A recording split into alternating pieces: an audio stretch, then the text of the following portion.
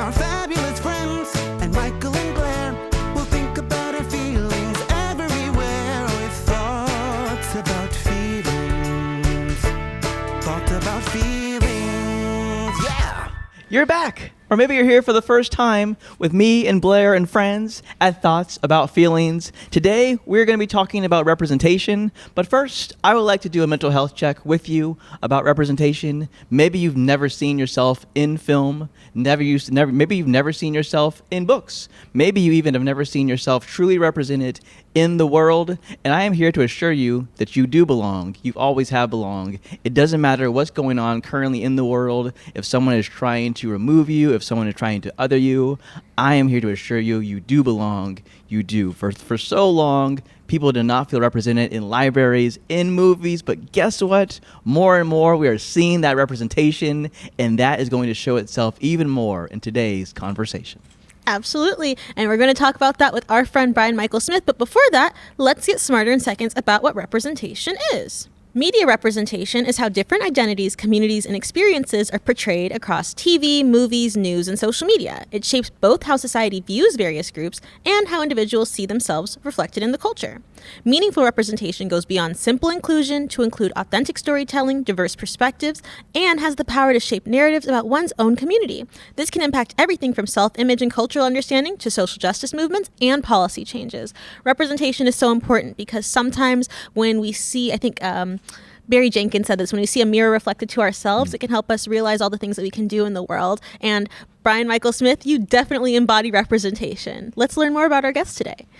Brian Michael Smith is an American actor, known for making history as one of the first openly transgender men to play a recurring transgender character on network television. Born in Ann Arbor, Michigan, he began his acting career in the 2010s and came out publicly as transgender in 2017. Smith gained widespread recognition for his role as firefighter Paul Strickland in 911 Lone Star, becoming the first out trans man to be a series regular on a network television show. Prior to this breakthrough role, he appeared in several notable TV series, including Queen Sugar, The L Word, Generation Q, and Chicago PD.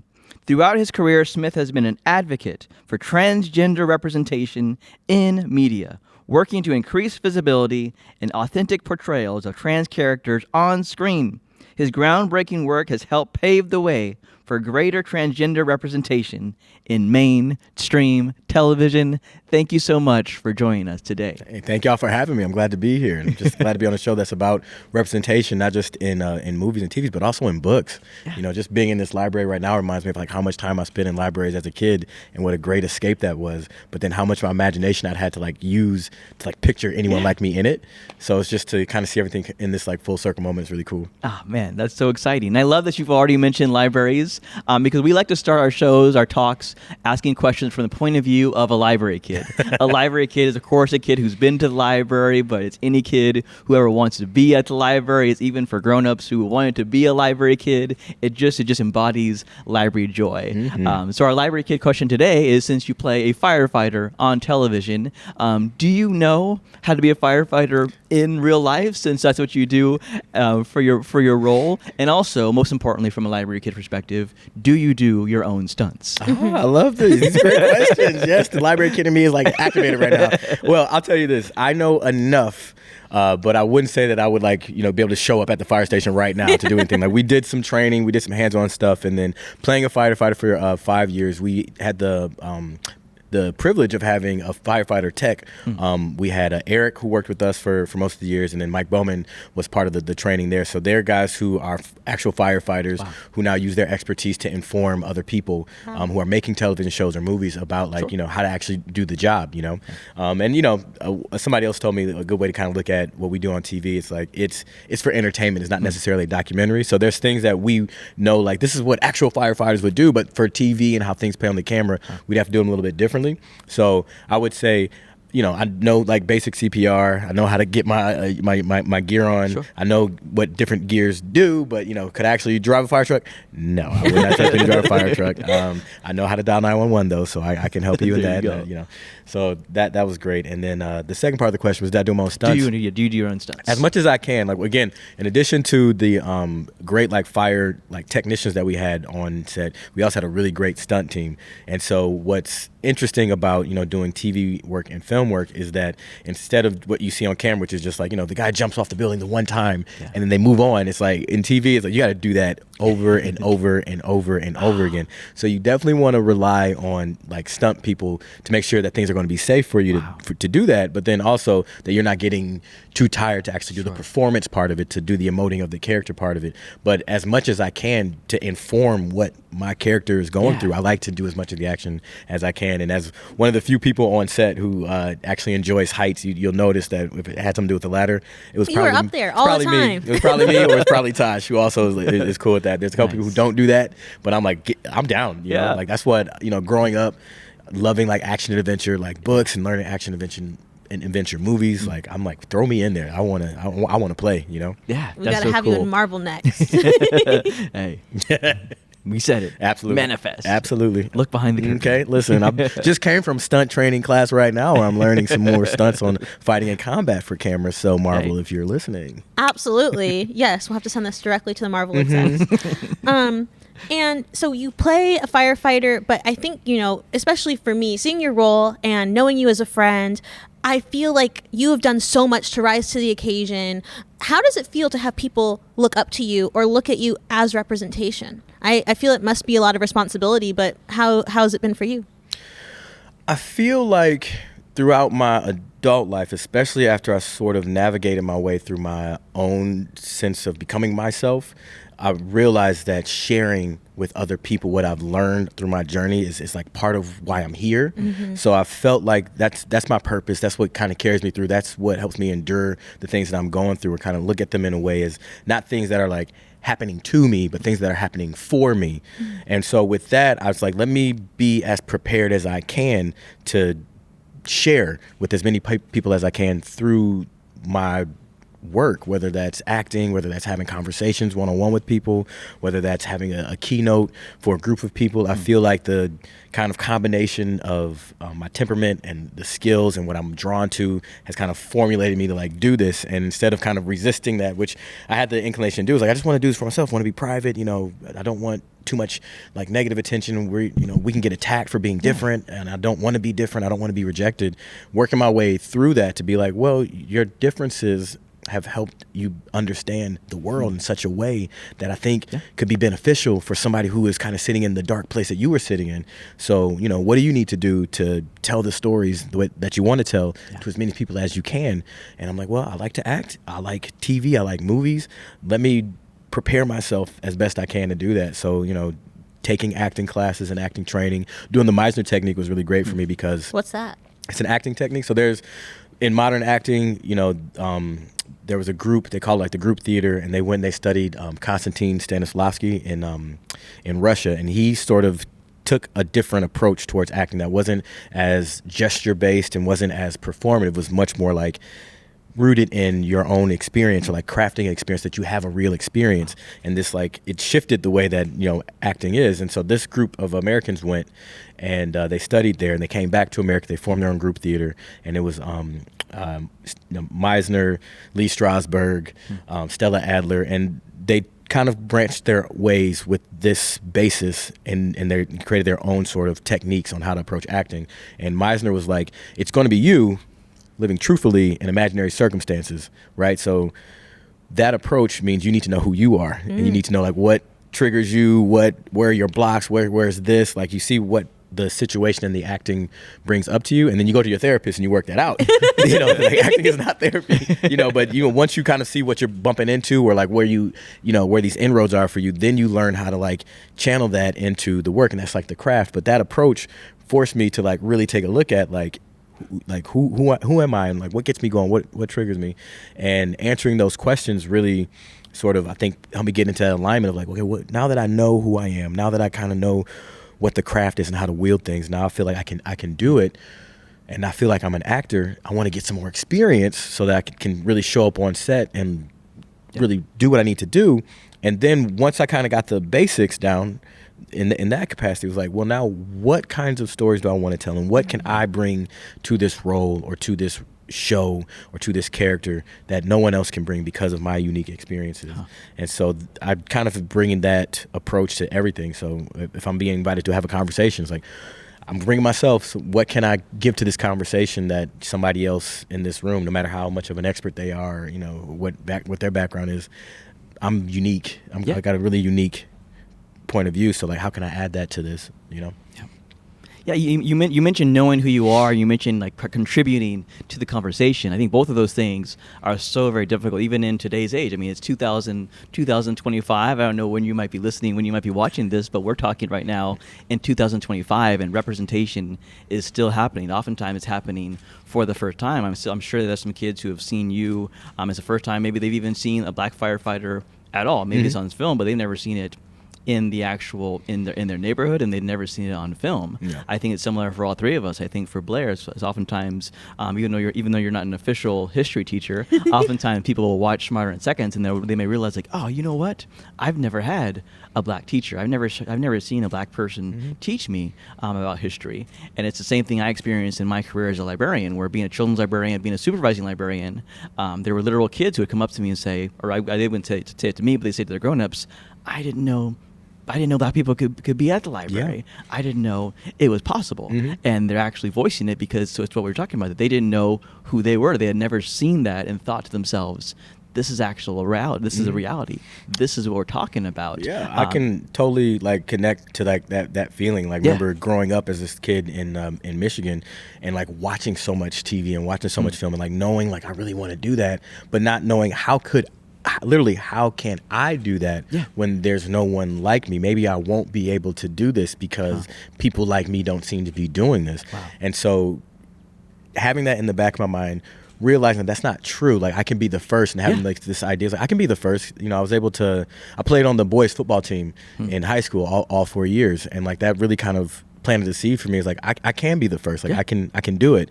So when it came to acting, I was like, I haven't seen it yet, but I think I can do this. And just having that moment really kind of helped me kind of push forward into that.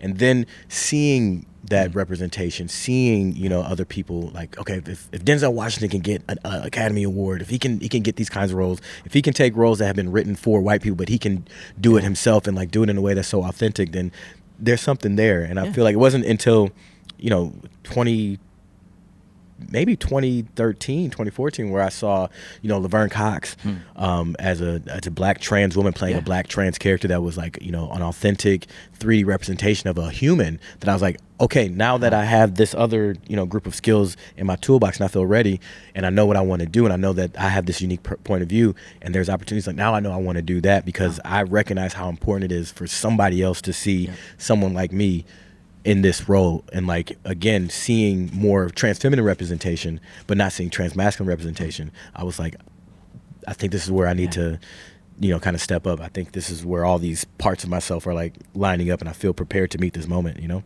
Yeah, definitely. I mean, you're being a part of the conversation right now, and you talked about some about your childhood, about high school, and today you're an advocate. Would you consider yourself as an advocate when you were a child? For myself and what I want. That's where it starts. Yeah, seriously, I was a pretty strong-willed child. You know, like I think I had a really strong sense of self from like a very early on, and I think that like was something that kind of was the wind in my sails for a long time. And then you get to like middle school and high school, and you get, you know, hit with all the like you can't. Yeah. And I'll be like, yes, I can. And I think that those early obstacles and meeting them with that attitude sort of helped me as I got like further out into the journey. Yeah. And, you know, even as I got later into adulthood, some of those like you can't, I realized, oh, you got stuck in there. I'm believing some of this. Oh, wow. Okay, I got to find a way to release that or, you know, address that or turn around and like look at it, because it's kind of quietly driving the ship, and I'm not going out after things that I think, you know, that I believe in. So it wasn't like I was getting that much you can't from the outside world after a certain point. It was like the call's coming from inside the house. Why am I saying that to myself? I've been socialized. Yeah, and like I ingested it. So I feel like, you know, my 30s and even my 40s has been about, you know, just kind of turning around, looking at where's that coming from, and then with graciousness and like compassion, going like, that was helpful at one point in time to protect me, but that's not helpful right now. Yeah. You know, and like just letting these things go. Sure. Mm-hmm. Man. One thing that you and I both have in common, I believe you came out in 2017. I also came out in 2017. I came out as bisexual on accident, actually. I was on a show called Tucker Carlson Tonight on Fox News. I was in my 20s. I thought I could do anything. And you know, I ended up coming out because I was correcting the host, Tucker Carlson, when he misspoke and said that I wasn't there to speak on behalf of Black people or LGBTQ plus people. He just thought I was just a Muslim lady, and that was all. Surprise! Hey. Intersectionality. What? I feel like that could be a fun shirt. Surprise! Intersectionality. Whoa! More than one thing at a time. Going on in here. Yeah. And it's only complicated to people who are learning about it for the first time, you know. But I kind of came out on accident, and then I had to immediately deal with the aftermath.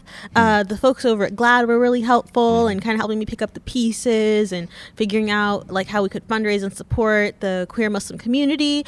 Did you have a more intentional plan than coming out on accident? I don't know the story. Will you share that with us? Yeah, if you want to. Yeah. No, I would say that for a large part of my life, I wasn't necessarily not out. I transitioned when I was in college, and then I went back home to spend time with family and just kind of do some healing around that. And just being in my hometown, I wasn't really. And I played on the boys football team, so I was kind of known in town. And I was a pretty good athlete. I was on the girls track team and had won like awards. So like it's kind of not that big of a city, so it's like there'd be moments where I'd see people and like they wouldn't know who I was, and there'd be somebody else would be like behind me, like, hey, what's up, you know. So I didn't necessarily always have a like completely like stealth experience. And then when I went to New York for the first time when I was 25, I had opportunity to like, I can just be Brian for a little bit and just enjoy being the Brian that I am right now without the backstory and like feeling like people have ownership over, you know, my identity, which was kind of the experience I felt like I was having sometimes in Michigan. And then as I was acting, it was like, I just want to learn the technique and how to be fully present in the circumstance of this. And if the character that I'm studying right now isn't navigating anything with their gender or with, I don't necessarily need to be talking about that. But when I was working at the New York LGBT Center in Manhattan, that was really great for me because I had a space where I could like be amongst community and just learn so much more about the community, because I wasn't really involved in any LGBTQ communities in college or in high school. But in New York, I was really intentional about that. It's like I'm part of this community. I'm been really connected with transmasculine guys who are going through a similar experience, but some of that's been online. But just to like spend time in an LGBTQ plus space, I felt like was really important for me at that like time in my life. And it really was like being able to connect with the history of like the queer history in this country that's kind of like tied up into New York. Like, you know, Act Out started there, you know, Stonewall's there. I just learned so much about, you know, this history that I just didn't know. And then like the living history of it was just, you know, these young people, they're there right now that I'm like working with and mentoring, watching them come into their own and be exposed, and then learning from them and how they're, I learned so much about just gender expansiveness, you know, working with and being around these young people, and how awesome it was for them like to just be trying things out and like, you know, expressing themselves. I learned about, you know, ballroom culture and just all this stuff was kind of like there in that particular experience. And so I wasn't necessarily, again, like stealth, you know, because here, but it's like sometimes I just realize people just don't know, and so I'd have to like, I am, and like, what, you, oh my gosh. But it was like that let them know like, however you imagine yourself to be, like you can be, you know, and it's your choice on how you navigate the conversations around your identity. Like that was an important conversation I have with them, because some kids would be scared, like, I'm gonna have to say this, I'm gonna tell everybody. It's like, it's your identity, you own it, you know. So it's like, if you want to have that conversation with somebody, you can. If you don't feel like they're safe, if you don't feel like they have earned, you don't have to. And it was like, whoa, oh wow, that's so important. I think that, you know, the whole conversation around coming out, like okay, so my first queer character that I ever saw was Marco on Degrassi, and I remember like this very dramatic scene of him coming out to his father and his father not accepting him, and he was living a lie, and living a lie was such like a thing, and I got so frustrated by that. But as a 15-year-old, I completely absorbed it. I immediately, I think maybe I was 14 or 15, and I completely internalized the idea that if you're not out, then you are living a lie. And I didn't like the idea that I was living a lie simply by existing. Right. And that I felt like, because I'm always really honest with my mom, sometimes too honest. She always says TMI, TMI. But I didn't like the idea that I was still figuring out something about myself, but because I hadn't told my mom about it, I was somehow bad. Right. So I very dramatically sat her down on the family couch, ABC Family style. Let's go. I don't even know if that's what it's called anymore. And I was like, Mommy, I came home from school. I was like, Mommy, I need a moment of your time. And she was like, girl, what do you need? Like, just talk to me right now. You know, because my mom, she's about her business. Right. She's in the She's like, office. "Let's So go." I had her come sit on the couch and I like told her, I was like, Mommy, I am a lesbian. And she was like, okay, so you're probably bisexual. And I was like, you told my moment, you know, because I was expecting to have like this big moment where like she would shoot like, I don't know, like confetti out of a cannon and be like, hooray, like throw a pride parade on our Right. street or something like that. But I think it was so like, you know, what's it called? Like relieving for me to learn about what the National Black Justice Coalition talks about as inviting in. Right. Of like, okay, I don't feel that I need to constantly come out. I just want to be who I am. And I like how much it shifted from this like massive press release type thing it needs to be every time you come out into just, this is who I am. And you're going to gradually learn about me, just like I gradually learn about anybody, regardless of their gender identity or their sexual orientation. And I think that's so important. Yet at the same time, we know that as we talk about representation, you were talking about this with the, you know, your encouragement in the beginning, Michael, that there are a lot of people who are getting erased right now. Right. And I think that makes, you know, me feel a lot of responsibility to kind of live out loud and be myself. And I think it's something that we all need to do. We all need to live at full volume to the way that we can, right? Because there's so much treachery within that, so much unsafety that can come with that sometimes. But so that other people can see us.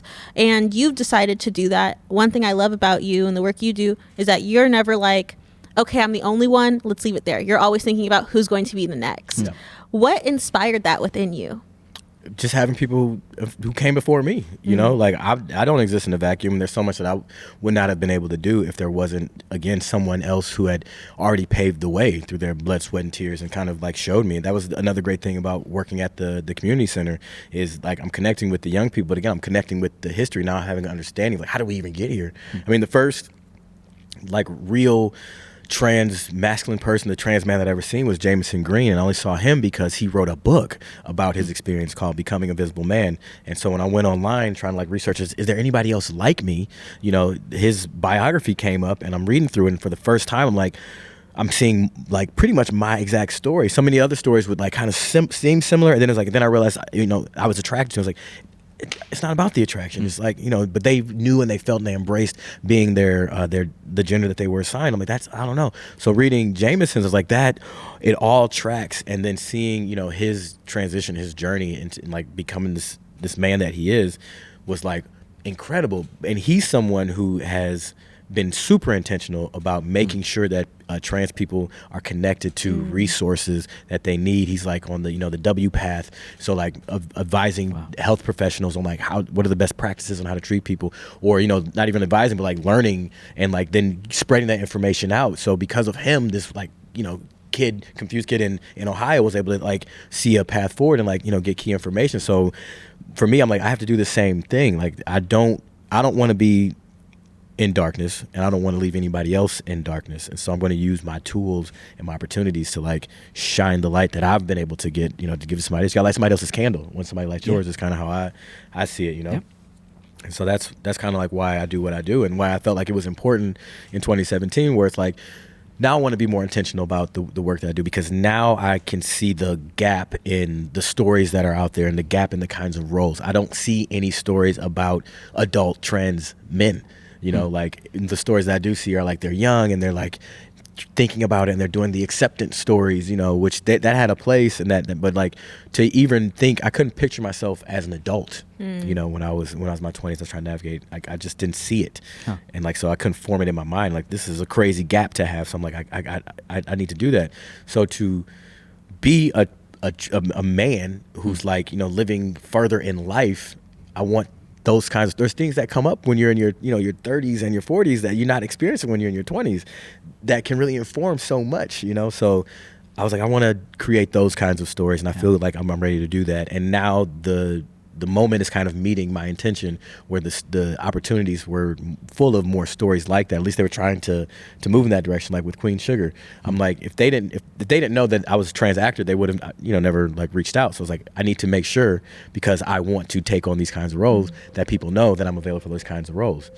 And those more complex stories, you said that's something you want to step into more, but I feel like you're already doing it. There's an episode of 911 Lodestar where you are talking to a young trans kid, and spoilers, you are talking to this kid, and this kid's like really angsty. You don't understand me, you don't understand my story. And I think that's the way a lot of queer and trans youth feel. And then you reveal, well, what is the line? You must remember it.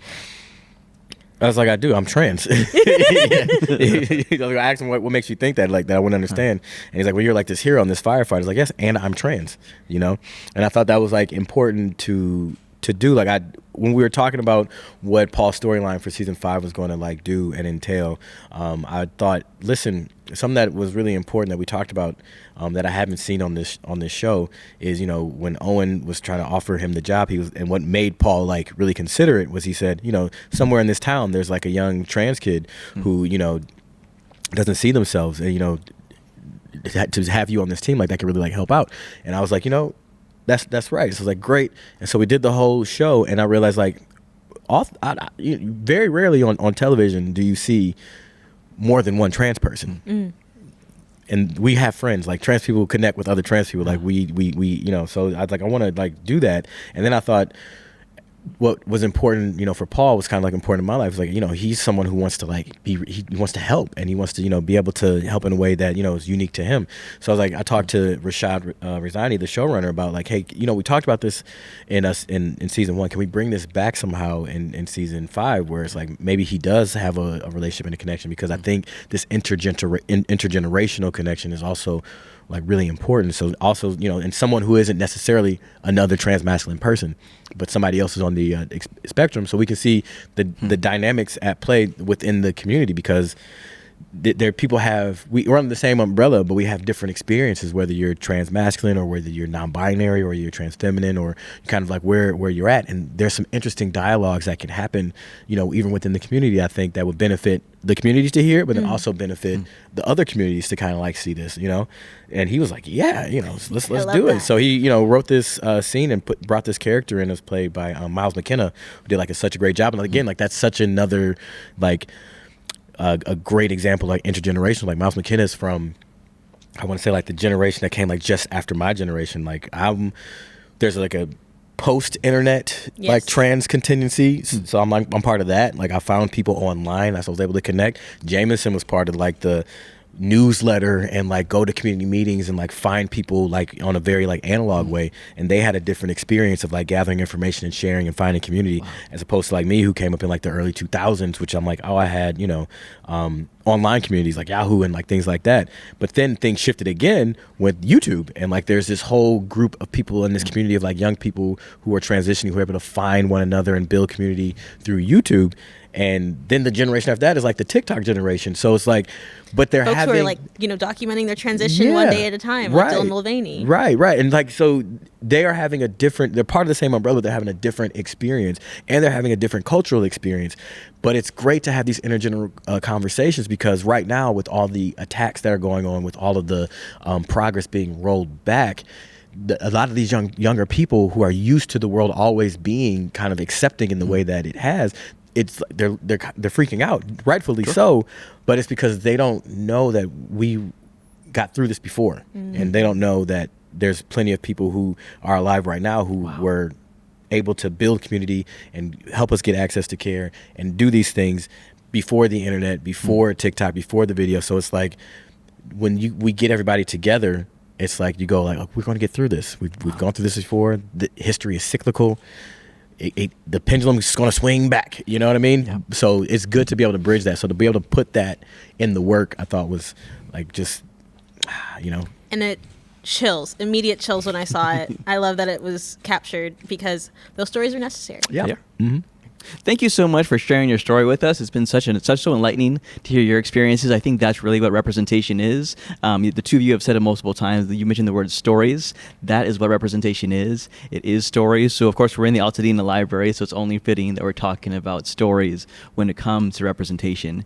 And again, I'm just so thankful to you. I don't think bravery is the word for sharing your story. I think at certain points it really is, but it's giving all of us a chance to say, yes, we have the right to be who we are. It's our story. It's our voice. And something that really stuck out to me that you mentioned earlier, I don't know if you kind of glossed over it or if it was just part of part of what the power of what you were saying, but you talked about attraction.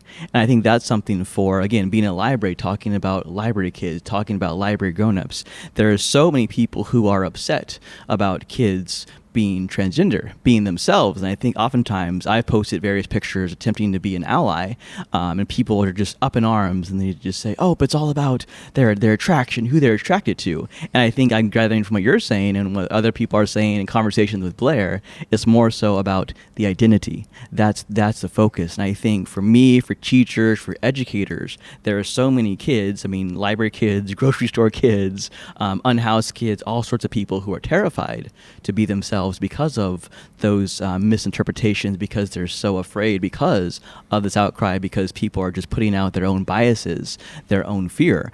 So whenever I finally get to my question, I'm not trying to put too much pressure on you by saying you have all the answers, but it's one of those things where kids really are worrying so much that they're being bullied, not just by kids, more so by adults than by kids. They're often wanting to leave the world because they can't see themselves. And now they have a person like yourself, that incredible episode that you talked about where you said, I'm just like you. Mm-hmm. You're the mirror for them. You give them hope to say, it's true. Yeah. I can. So I think my question finally to pose to you, interpret it how you would like, is what would you say to those kids who are transgender to give them hope, to give them courage, to just be able to keep on making it to the next day?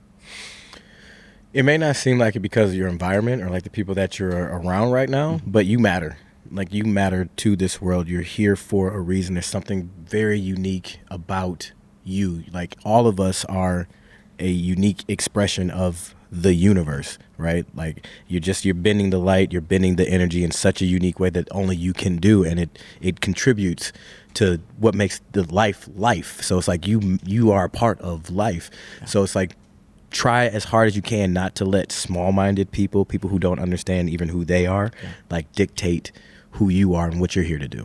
You know, and again, it might sound like, oh, that's easier said than done because, you know, you're over there and over there, but it's like, truly, I'm speaking just from my own experience, that it's environment. And if you can get out of that environment, you'll find it's easy to just be yourself. Like, you know how you feel when you're just by yourself and you're in your room and there's no external forces, and that peace that you have, that trust that. And just know, like, a lot of whatever is coming up for you is probably from the external stuff that might have got trapped in there, and you just kind of got to sit down and be like, is that even me? It's like, no, that's somebody else. That's somebody else's fear that they're putting on me. That's somebody else's misunderstanding of who they are that they're putting on me. You know, and you can just politely give that back, you know, but just know that you're not alone. And that if you can just kind of expand into a different set of circumstances, you'll feel and you'll know, you'll sense that, like, thing that you already know, that it's like, you're okay and everything's going to be okay. You just kind of have to sometimes get away from all the noise to tune into that. Wow. No, thank you. I think that I love that that's geared towards library kids, towards kids. But I think so often we discover that what we would say to kids is what we would say to ourselves, and what we would say to grown-ups and adults as well, to keep us all going, to keep on helping us find hope. Absolutely. And I also want to remind folks that if you're in a place where you're finding it hard to make it to the next day, there are so many mental health resources out there. There are hotlines. There are warm lines. I'm sure there's probably cold lines. You can text in. There's a crisis text line. You can text hello to 741-741. You can also check out the resources from our friends at loveyourmindtoday.org. Trevor Project is a great resource for LGBTQ plus kids. There's Trans Lifeline. And our friends over at Self Care is for Everyone have a whole list of resources. In addition to the 988 line, there are so many places where you can go to get the support that you need. I'm here today because of those warm lines and those hot lines, and just being able to talk to somebody who's outside of the chaos that you might be going through, just to get some perspective, just to even be asked to keep going on day by day. I never thought things would get as great as they are now, but sometimes sticking around and seeing what comes next is all we have. Yes. And I really appreciate you giving that encouragement to people, because I think we need it. Absolutely. Yeah.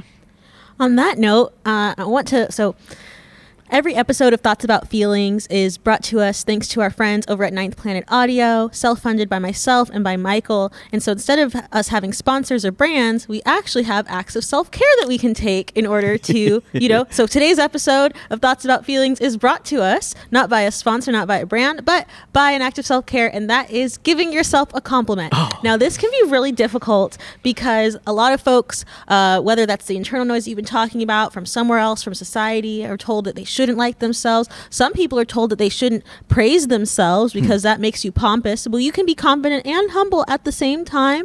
Kendrick's always reminding us to be humble. But giving yourself a compliment is a great goal to have. I always say that if you can't love yourself, then hopefully you can at least respect yourself. So maybe it's not something physical. It could be something physical. It could be something intellectual, emotional, or just the way you put your clothes together. So I'll give everyone a moment to think, and including our listeners and viewers, to think of something nice to say about yourself, and then invite you to say it out loud.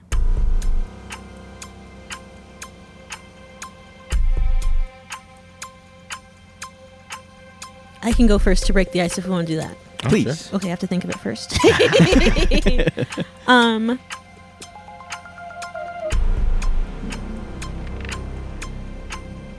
It's a very hard thing to do. It is really difficult, but I think it's really important, and I think it's a good challenge because once you think of one nice thing about yourself, then you can maybe write it down, come up with some other things, and then when you're having a bad day or a low day, I have a smile file in my emails, so whenever I get a nice email from someone, I'll just put that in the smile file, and I can open that back up. So I think my compliment to me is, I used to not like how much I talked, but I do very much like it now because I use my talking to help communicate ideas to people, and I really like that about myself. Very nice. I'm really proud of myself for, really pushing myself to continue to grow. Like every day I try to do something that challenges me. So I'm proud of myself for actually taking action in that direction. I still I spend a lot of time writing about what I want to happen in my life, what I think I want to do, or I write about the obstacles. And so now I'm I'm aware of those things, but it's I'm actually taking action in the direction I want to go. So I'm proud of myself for that. That's beautiful. Yeah, I'm proud of you for that. It's so easy to say that about others. I just did it. I just said I'm proud of you. It's so hard to be proud of ourselves because what you were hinting at earlier, that it's just we think it's selfish, we think it's egotistical, but really it's just taking care of yourself. It is self-care. So that's amazing from the both of you. I'm really just trying to kill time because I have no idea what my compliment is. This is actually helping me with my homework. I actually spoke with my therapist this morning, and they were asking me if I was, because I'm learning to love myself. I'm actually learning to like myself. I'm still on that process, and they actually asked me this morning, can you say something nice about yourself? And I couldn't, so they gave me the homework to do it. So you're putting me on the spot much sooner than I anticipated I would be. Complimenting myself, I think I am, to use your word, proud. I think I am proud that I'm able to talk with people about mental health. I think in having these wonderful conversations with yourself and with new friends, I think I often discover from people literally saying it is they're not used to talking about their mental health with someone who's not a therapist. Technically, someone who they're not paying is what's happening. But just because of the stigma, we're just not used to it. So I think I am proud that I'm so open to be able to talk about mental health, to talk about anxiety, to talk about all these things that give us so much trouble. Thank you. Yeah. And I'm proud of you for complimenting yourself, doing the homework. Hey. Yes. And to you Check as it well, off the Brian. list. Right. Yes. That's right. Go back to your therapist. I'm healed now. Okay. She'd be like, Michael, you're not supposed to be here until next month. Right? Well, that was fantastic. So it's not a book, but it's my mom's favorite magazine ever to exist, which is People Magazine, which Shout you're out. familiar with, because you were listed as the sexiest man alive, not once, but twice in 2021 and 2022. And I think it's so interesting because part of the reason why we might have a hard time complimenting ourselves is because there's so much scrutiny we face. Oh my goodness, when I started posting Smarter in Seconds episodes and experimenting more with makeup, I got so much shade from people about how unblended my blush was, and it was not intentional. And so I learned how to my blush better. But we get a lot of scrutiny for how we look, especially in the public eye. But People Magazine listed you, as I said, as one of the sexiest men alive in 2021 and 2022. And I want to know how that impacted you. My mom wants to know how it impacted you. I think that a lot of us would imagine it would immediately go straight to your head. But I think it might come with a lot of pressure. How did you, well, first of all, did you know it was going to happen? How did you react when it happened? And then how has it impacted you since? No, I had no idea. That was it was really surreal because I grew up reading People Magazine, and I just, you know, I love it as part of my just like childhood experiences, going to the grocery store and, like, you know, grabbing it and reading about these people that again, watching all these movies and these TV shows, and I just felt like, oh, I get to know about them. And then they also featured like regular people who like do these like incredible things and just great like storytelling. So I was just a fan of it. And I had been kind of crossed the threshold. I was in one of their issues for like ones to watch. So it was like just to be like talking about like my work. I'm like, oh, this is so cool. I'm in a People Magazine. This is great. But I never thought, like, I don't consider myself that's like sexy. Like, that's not a word for people actually 3 words to describe yourself. I wouldn't say sexy. Like, that hasn't been like thrown at me very much. So like be kind of in this magazine amongst all these other people that I would consider sexy and like, you know, be labeled. I'm like, oh, what? Immediate blushing. I was like, straight up, like, are you serious? You know, but, you know, also a sense of kind of like pride where it's like, you know, I have been like trying my best to like be my best self, like physically and, you know, tell this story and whatever. So I was like, oh, this is so, it's like so cool. It's unreal, but it's like, it's really cool. And then the second time, I didn't know like what was going to happen, but they were like, we want to do like a photo shoot with all you and these guys from the like this firefighter thing. Like, this is so dope because I love firefighters. I'm a fan of every show that they put on there. It's like, I just watched the show, so it's like I would love to be like, you know, part of this thing. So it was really grounding and like humbling to feel like recognized like that, and then really affirming just as a man to be seen as a man, and then as someone who's attractive, you know, to other people, it was like really like affirming because again, you know, people have a hard time like complimenting ourselves. It's like I don't think I'm like a troll or anything like that, but it's like I don't really think like, oh, I'm so like. That's not my like description of myself. So I'm like I'm going to practice not rejecting that, like, you know, like there was a lot of self-rejection that I felt like kicked up from. It was like, you're not it's like, don't do it, don't do that. If this is what's happened, accept it, practice with this. So that's, I feel like what I've been doing is just practicing accepting, you know, something that I'll usually like no way, you know. I love that. I feel like that's another good piece of homework. I try to give folks action items as they listen to thoughts about feelings. And so if you can't give yourself a compliment, please work on that. But also try to accept compliments, because I think that's so important. One of my friends recently called me a baddie, you know, and I was like, the Smarter in Seconds lady's a baddie, I mean, you know? Like, I very much embrace this kind of like Miss Frizzle teacher energy. And for somebody to think that that's, you know, like, that's cute. Like, obviously my husband's always complimenting me, which I very much appreciate, and compliment him back. I think we're a very cute couple together. But I was like, sometimes you are invited to view yourself in a way that you thought was inaccessible to you before, and that can be really powerful and really affirming, and sometimes make you blush, you know? Yeah. And you do know that the internet says a lot of times that Miss Frizzle is a baddie. I mean, Yeah. I was There's a gonna lot of say, can't stickers. confirm. There's a lot of Can't hoodies. confirm. There's a lot of things Okay. about Miss We have to Frizzle. have t-shirts. Miss Frizzle is a Was a baddie. baddie. Certified. We'll have her next to Meg the Stallion. It'll be a great t-shirt. Straight up. Somebody get on that. Yeah. we knew it was going to happen. Miss the Frizzle, you know. Miss Steve.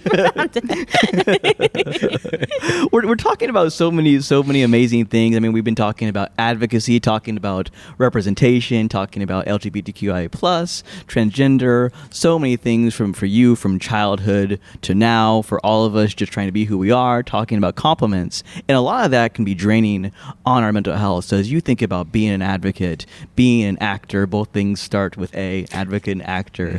How am I going to ask you, how do you approach your mental health? But I think a more important question that I hope you have an answer for, or maybe that's your action item, is so often we talk about mental health, we talk about those things, like anxiety, depression, worry, we talk about these negative things, but there is joy in mental health. I don't think we often realize, like, as a person who's suffered for a long time, there is joy to saying, I've overcome this. I've made it here for you. I've made it. I'm on all these shows. I'm in these magazines. These things are so cool. They're so awesome. So what is your joy, and how are you handling your mental health day by day? I find joy in the day to day. Like, I feel like over time I've been like working my way back to kind of how I was when I was younger, when I just kind of went with what made me happy, you know, and like I'd meet with some resistance, but it's like whatever, you know. So I had this kind of like, I'm going to go after what brings me joy. And then, you know, again, like you get socialized kind of away from that. And then I feel like my 20s and 30s have been, and 40s have been like, I'm just moving back in that direction. So therapy has helped out. Actually, acting has helped out. I'm an athlete, so like, you know, finding ways to play and perform, and I think that's it. Just play. Like I've always been like I was a class clown, so I've always been like a playful like person, and so just give myself permission to like lean into that. Nice. You know, just I'm gonna play with my dog. I'm gonna go, you know, prank my wife. I'm gonna go like whatever. Like just kind of following that intuitive impulse, and then giving myself time to do it. Like knowing when it's time to like kind of jump in and do something. And then jump in and do something in a way that feels right to me. Like, you know, I call myself an advocate because, you know, I use my platform and I speak, and, you know, I use my work to do things. But I wouldn't necessarily say I'm an activist because it's like I'm not an organizer in the way that some people are. I don't. I have, you know, I've gone to some protests, but I haven't organized protests. Like I'm not out in the street. I'm more of a like I want to have a conversation with somebody. I want to share my story with somebody. I want to ask someone a reflective question that maybe might do something for them, or I'm going to put it in a character. I'm going to write something. I found what works for me in a way that I don't feel so like burnt out or like overextended in a way that isn't of service of like what I feel like is calling me to do. And saying no to things is really like has been like a really helpful thing. Like no, not right now, not for me. And then that's the great thing about being connected with community. If it's like not me, I know someone who'd be great for this. You know, so it's not a hard no. It's just like just not me. You know, but I'm not going to leave you in a lurch. There's a great person, or here's a great resource, or here's, you know, a place that you can look, and that makes me feel better because sometimes I have like guilt about saying no. But it's like that helps out. So it's like no, but you know that's been helpful. And meditation has been really helpful for me. Like I did therapy for a long time, so having someone to talk through things is great. But sometimes I just need to be quiet and just be quiet and like just get really still. Like I didn't realize how stimulated I am, and I'm thinking like I'm just stimulated. It's like no, it's this. You're surrounded by screens. You're surrounded by your just input is coming at you all the time. Just go be quiet, and like once you drop past that initial like everything's too quiet, my mind is being really loud, and just kind of like just get through that, and you drop into this like really cool like place, and like I can do that whether I'm sitting on the cushion or like when I'm in a conversation. Like I can do it, you know, because I practice this. That's been really beneficial for me, because then when I'm in this like place, it's really easy to then make a decision about how the environment or things are. I get to choose how I respond to the event, as opposed to just like, oh, I'm bombarded and I'm, you know, this, that, and the third. Or like even like emotions, like I can choose how I'm going to treat the emotion I'm experiencing right now. Where before it's just like, I'm just at the mercy, you know? Definitely. I think that's so important. Sometimes I definitely have felt that I'm at the mercy of my own emotions, and I can't always explain my emotions. You can't always control your emotions, but at least know how to put them or where to put them. One thing that's been really transformative for me is that when I get really activated, like I was driving up here to come to the Altadena Library and just like see so many places where I'd, you know, spent time before burnt down, I just kind of crawled up into child's pose, which is something that I learned from my friend Susanna Barkataki, who's a yoga unity activist, and just lay down, put my hands over my head in kind of like like a little beetle position, you know, and just breathe, and it helps me come back to myself. And it's been really efficient, because there was one time where I was supposed to go on stage and give a talk, but to get to that talk I had to sit in a police car, which was really activating for me, because I've shared before that I got arrested at a protest before, and even though I've, you know, helped organize protests, I still kind of don't consider myself an activist, because it feels like a very lofty position. I just kind of consider myself an educator. But anyway, I was trying to go be an educator, and I was in that police car, and I just noticed my heart rate went so high, and I could hear my heart in my ears, because it was just like, you know, and I didn't really know what to do. And then I remembered what Susanna said during one of our yoga practices, which is you can return to this position anytime, whenever you need it. And I did, right there on the stage while I was mic'd up and everything. And nothing bad happened. In fact, I felt so much better. And sometimes we just need to use the tools that we've heard about. And once we're able to do that, be able to better navigate our feelings and our thoughts about feelings. Yeah, all the time. Special thank you to the Altadena Main Library branch for having us film today for this incredible conversation. I hope you come by and get a library card of your own very soon. They're going to be celebrating their 100-year anniversary next year. Can you believe it? 100 years as a library existing. That is incredible library joy. So when you can, make your way down to your local library, get a library card, and maybe you can even find some movies about our new friend, because libraries have DVDs and movies and TV shows. And streaming services too, right? All sorts. Canopy, Hoopla Digital. So many options at the library. Thank you so much to Brian Michael Smith, Michael Threets, my co-host. You are so powerful. You're so incredible. You're such an advocate. You make sure that you're not just the first person, but definitely not the last. You are leaving such a powerful legacy, your work in advocacy. And I just thank you so much for being my friend, for sharing your thoughts about feelings today on our show. And is there anything you want to leave us with before we say goodbye? I'll just say, keep loving yourselves. That's it. I think everything that's going on right now, if you can start there, I think we'll make some differences, but just keep loving yourself. Absolutely. Can't say it better than that. Mm-hmm. Thank you. You're welcome. Thanks so much for joining us. Stick around as we have a chat with Nikki Winslow, the director of the Altadena Library, about all of the work she and her library team have been doing to support this community's recovery efforts after the Eaton fire. That's coming up next.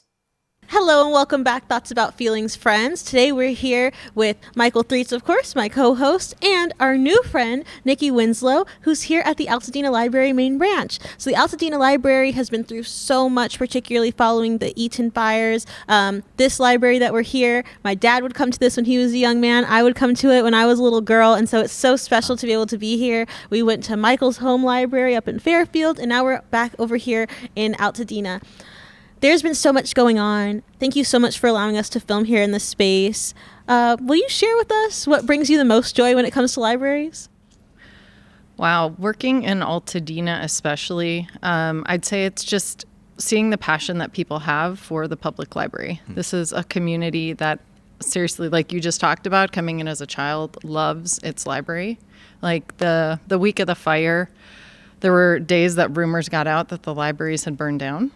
And seeing people's reaction, it was almost like their second home had burned.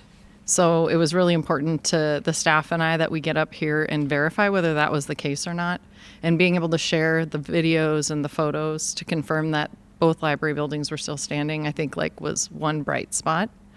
And again, because almost everyone that you meet in Altadena will tell you how much they love the library staff, and just everything that our district does for the community. Wow.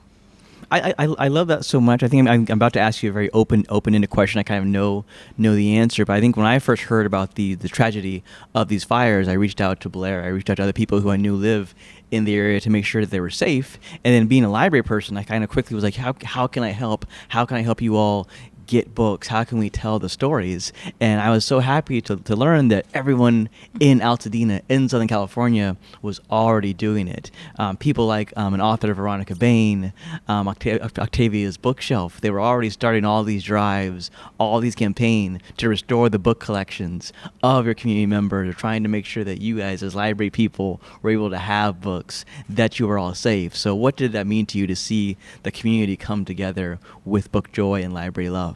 Oh, it felt amazing. And in addition to making sure people felt whole in terms of their book collections, it was also really amazing to me how many people reached out from across the country, other library directors, library professionals that I've interacted with, just to simply ask how they could help. So in addition to, books, collections, and literacy, I also connected with LA County libraries. As you know, Palisades Fire happened at the same time. So more than just the Altadena community was affected, although Altadena by far, in my opinion, was hurt the worst. But we really wanted to ask, how can all of these people that want to help contribute? And one thing that kept coming to mind to me is one of the reasons people come to libraries for books, obviously, but also to connect with each other, get internet, use computers, and many of these people's homes are no longer standing. So how can we meaningfully help them? So in working with LA County Libraries, we launched the Connected Wellness fundraising drive with our specific focus on being able to purchase hotspots, load those with what ended up being 14 months of service, and give those out to families that lost their homes. Wow. We ourselves have 2 staff members that lost their homes, have had to move from home to home as they're figuring things out, and being able to provide at least consistent internet through that journey has been really important to us. We did have one drive so far where we were able to give out 100 of them on February 8th to Altadenans that lost their homes. And it's just something that continues to drive me to collect funds to be able to do that. Because again, it's like a core part of what we do is connect people to the internet, resources, and other things that they need. Wow. Is that fund the main way that people can still help the Altadena Library and the other libraries impacted by the fires? Yeah, I think it's a really great way that, it's being focused on a specific thing, and that's how we're going to continue to fundraise and carry that out, because as I'm sure you've seen the numbers, the last I'd heard, over 5,800 single-family homes burned down. So 100 is great, but there's thousands more that we could purchase and connect people with. Well, I'm so glad that your library is still standing. I'm so glad that you all are here helping the community with books, with Wi-Fi hotspots, with so much more. You're such incredible helpers. I always talk about Mr. Rogers. Mr. Rogers' mom always said, "Look to the helpers," and that is yourself, a library helper, your library team, and so many more people just helping people out in the littlest ways. Because sometimes that's the best way to help people is to start out nice and small. Yep. And I felt very fortunate that within a couple days, the director of Parks and Rec with LA County reached out to me. They had an idea they hatched in basically 24 hours to put together care camps for the families affected by the fires. As I'm sure you may have heard, PUSD didn't open for almost a full 3 weeks. So we were able to deploy our staff to be out working at those 5 care camps. Wow. And many of the families that the staff connected with were the families that used our libraries. So it did provide some sense of normalcy and comfort to the kids to see these librarians and library staff that otherwise they would be seeing at the library. So we're trying to find all different kinds of ways to be able to help and serve the community, especially while the library is still not open. Yeah. We're trying to get it open soon, but yeah. Always looking for ways to reach out. Definitely. Maybe by the time the show goes live, it will be open. We'll let you know in an addendum. Yes. Blair and I always talk about thoughts about feeling. That's what the whole show is all about. And I love library stories. It gets me going. Is why I kept on coming back to library all those years. So I'm just curious if you have a favorite library kid story or library grown up story that just fills your heart with joy whenever you think of it. Well, I'm a second-generation librarian. So my mom retired as a branch manager in Las Vegas, so I guess you'd say I followed in her footprints. Originally, I was raised in Minnesota till we were 15, and we moved for her to go to library school. And she was the town librarian in the town of 3,000 that I was raised in. So she knew everyone. It's kind of how it works in small towns.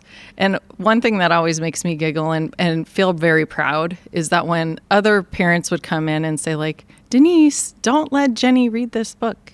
My mom would come home and say read this book and tell me what you think.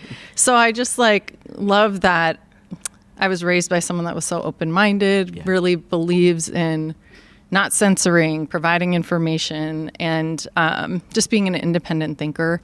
And that's really carried me in the work that I try to do to make sure that everybody has access to whatever it is that they want. And so that always makes me laugh that my mom was the things other people didn't want their kids to read, she'd say what do you think? Hey. So. Moms and access to books. Yep. Absolutely. I remember when I was on the precipice of going through puberty, my mom had gotten me like a very detailed book about like your body, and I was like, I'm not ready for this, and so I gave it back. But it's always helpful when you want to read something and the adults in your life give you that access. I think to close, so both of you are library adults, library professionals. I would love if you could name all of the different resources you can find at the library. I was really impressed to see at one of the libraries that we filmed at up in Berkeley, they had a tool sharing program where you could get a circular saw from the library. You could get anything from the library. I know here there's a kind of a craft station for printing. Name all the library resources that you could know, and we'll try to fill in the gaps. I've just recently learned about Canopy, a streaming service.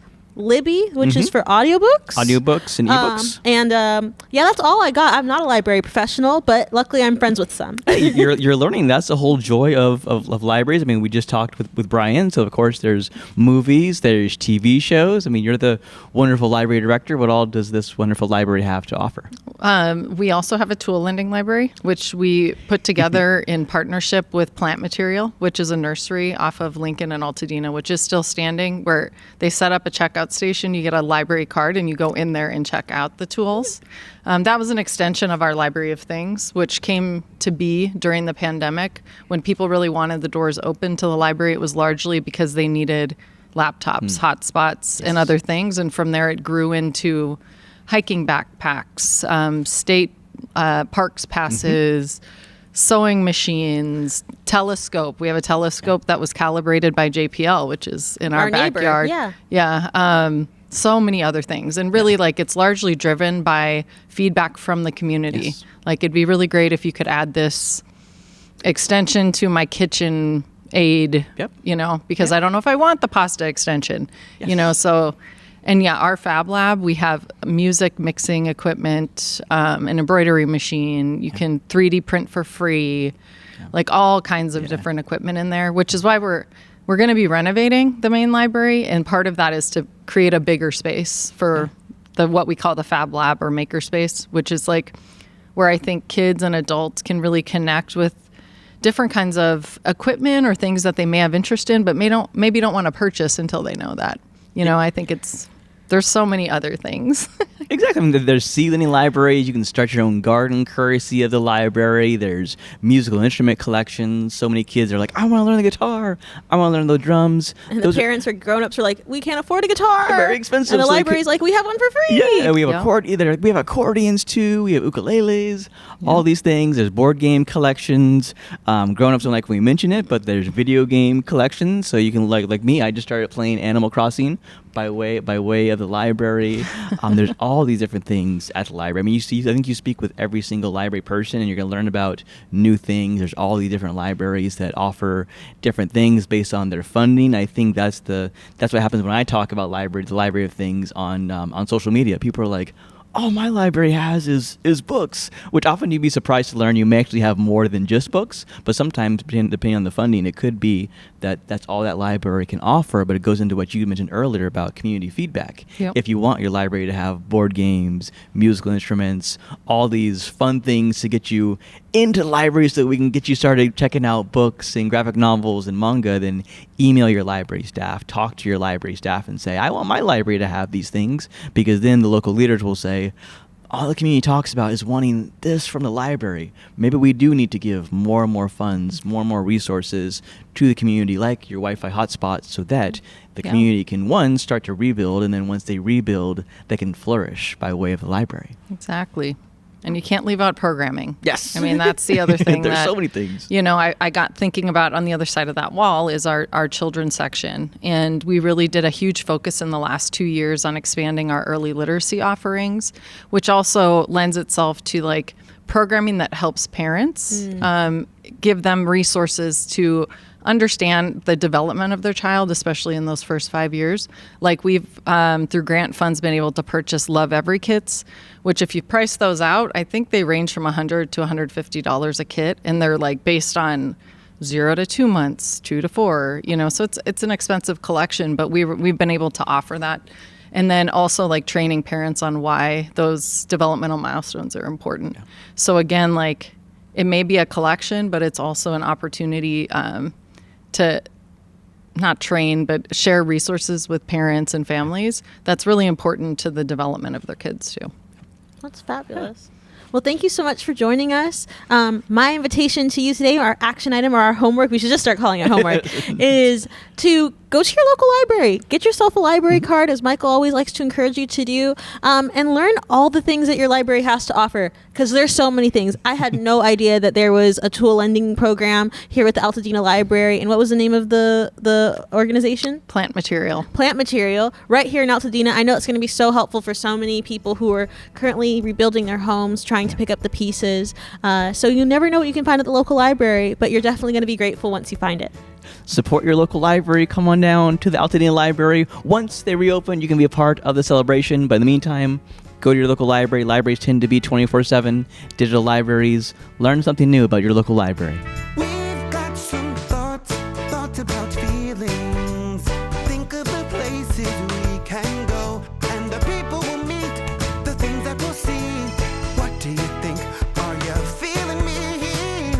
Thoughts about feelings. All the ideas we can share with our fabulous friends and Michael and Blair. We'll think about our feelings everywhere with thoughts about feelings. Thoughts about feelings.